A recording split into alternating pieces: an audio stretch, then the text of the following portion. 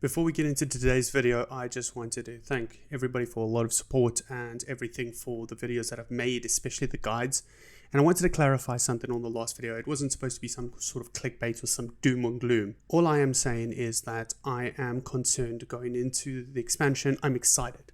Let's not put it anywhere else. I'm flipping excited to go into this, although we'll see what it's like. So my plan going forward for the next while is to kind of maybe try take every single chapter, do a bit of a reaction of how I feel about each chapter going forward, and try give some honest input. I've been playing expansion after expansion of different games. I just played ESO, the Necroms expansion. I've just played Baldur's Gate 3. I'm still in it. I played Diablo 4 recently, and I'm trying to also get that idea of like storyline. I'm not the biggest story guy. I prefer like combat action, the gameplay loop, that sort of thing. So going into this, I'm trying to go a bit more open-minded. I'm going to try and make some like notes and go like a bit more hardcore. So I'm going to go into this as like open-minded and everything is possible. Although I am biased for Guild Wars 2. Guild Wars 2 is my safety game. Everybody has like a game that they always go back to, like when they've played a game and they're like, oh, that was fun. And then they'll go back to something, whether it's, WoW or Final Fantasy. For me, it's Guild Wars. It was Lord of the Rings online back in the day. It was always a game I just kept going back to, you could almost never escape. But no, it is Guild Wars for me. So I'm not the biggest lore nerd. I don't know all of the storylines and everything. I played a little bit of Guild Wars 1. I was never really that massive into it. But going into this, I'm excited. I'm excited to play it.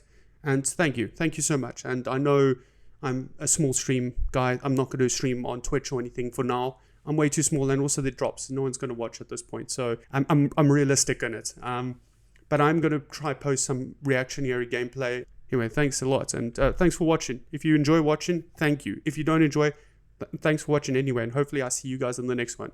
Cheers. So at this point of recording the video, Secrets of the Obscure has been out for just over a day now, and I got a couple of hours of playtime. I basically did the prologue, the first map completion, and a bit of the story. I'm working through the first map story now, and these are just my general thoughts about what I've seen so far. So far, I've got to say, I really like the prologue. I like the fact that it was straight into action. The story, you could catch up like kind of further along the way. You could stop and chat to some NPCs and kind of get the background. But if you're one of those players that don't care about that and just want to do the content, you could kind of skip it, which is kind of nice. I really like the pacing of it all and like the intrigue. Like it really was intriguing. I don't want to go into spoiler territory, so I'm going to avoid some of that. But I really like the fact that they established the bad guy up front, and you got to kind of just go straight into this world. And I liked all the characters. I liked your new kind of companions, the NPCs and things like this, their personalities. I found it engaging. I was actually kind of like, oh yeah, this is a step up. I really didn't like the pacing of End of Dragons. I didn't like the pacing of Cantha. I felt like this was much better pacing, at least for the beginning part.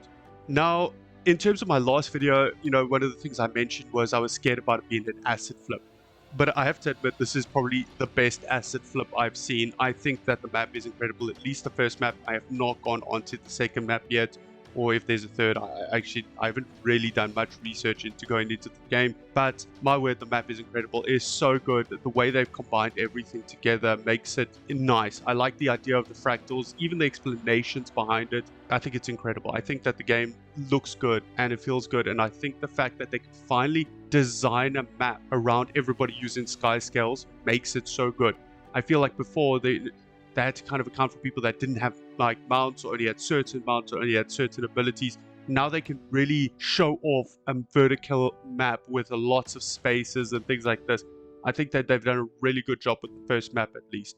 Another really good positive is I liked how easy it was to get into the content. They provided you with everything up front to do the content. There wasn't too much waiting around. Obviously, I'll probably find some more things later on down the line. Like I said, I've only played about probably, I don't know, maybe third or half of the story on the first map. And yeah, I think that they've done an incredible job introducing you and quickly getting you into the gameplay so that you can enjoy the new area. And this is just the thing about the Guild Wars community, a thing I really liked, although it's not necessarily just to this expansion, is just the community. Like being on like landscape, doing meta events with the people, everybody trying to figure out how to get to different points of interest. And, people trying to convince each other, oh, no, you need the flight masteries. No way you can go from here, and like trying to help people, and then me going back and showing people. the community is always amazing in Guild Wars. I think if you're listening to this from another MMO, you don't know what you're missing in terms of like how good the community is in Guild Wars. Yeah, I thought that was incredible, especially for day one experience. Another thing I kind of pointed out already, kind of in the intro, is I really like the NPCs. I like all of the new NPCs that they've introduced, all of the NPCs on landscape. The game is intriguing. I think that's been good. At least for the first map, I felt like the story has really pulled you in nicely. It's done a good job, and I think the character development of it is better.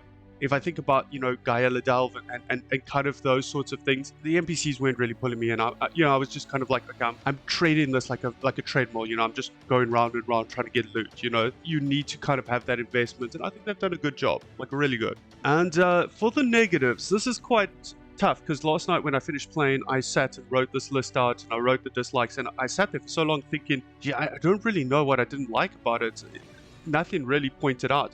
And then I kind of wrote, nah, some of the, you know, cutscenes looked a little bit glitchy, right? And yeah, that's like a very minor complaint, which is still something, you know, it wasn't as polished as I would have liked. But then, you know, kind of going through Reddit today and stuff, but I kind of picked up one or two things that are on the list. So the two things that I picked up is, I'd say, the daily reward system is good, but it needs to be fine-tuned. I think that they need to just, you know, put one or two things in place to make sure that you can get the rewards a bit easier or a bit quicker. Maybe tier it up, you know, have like, you know, 4 or 5 like easy, medium, and like harder, you know, dailies, and you have to pick one out of each 3 slots, and you've got a couple of options. So I know generally most players maybe don't care too much about dailies, but for the players that do care and want to get the gold and the rewards, they do need to relook at that, and I think they will. I don't think they'll leave this for very long. I think this is kind of their like first run at it.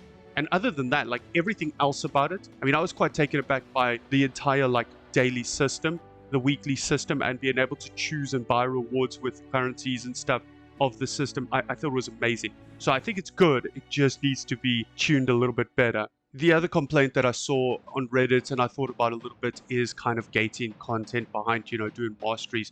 And I also thought about this when I was playing, I thought about it, but they kind of do it in most Guild Wars stories where you have to get a certain mastery to progress the story. But the problem came in where I needed to obviously progress the mastery. So I was flying around the map doing meta events. So I've done a meta event of a further part of the story before I actually get in the story, which kind of spoils the build up to that point.